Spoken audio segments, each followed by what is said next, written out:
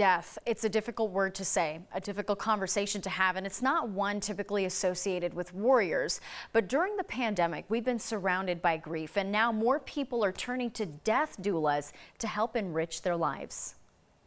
There's no good way to die, except if you're able to plan it, I guess. It's a morbid thought to plan your own death.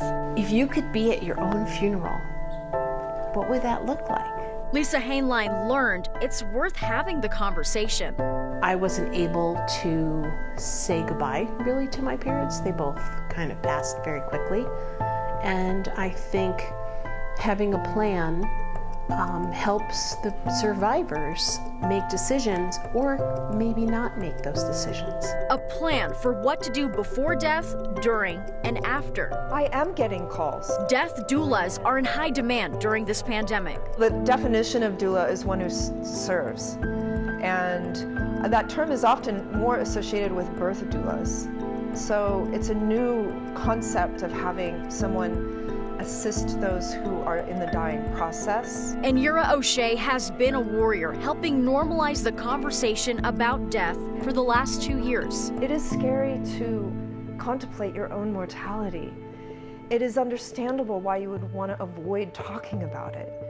But we help soften that. The pandemic forced her to take a different approach. I think the painful aspect of what we've witnessed through this pandemic is that our normal rituals for grieving and for being with our dying has been taken from us. It's been hard not to say goodbye to your loved one or be in the hospital room with them, so Ynrya helps Coloradans move through the grief. A lot of the doula movement is creating those tools like cell phones or iPad donations and distributing them into clinics and hospitals so that loved ones can meet with their family, you know, to say that final goodbye. The field of death doulas is growing, especially in one generation, millennials. Millennials are touched like no other time before of losing their loved ones.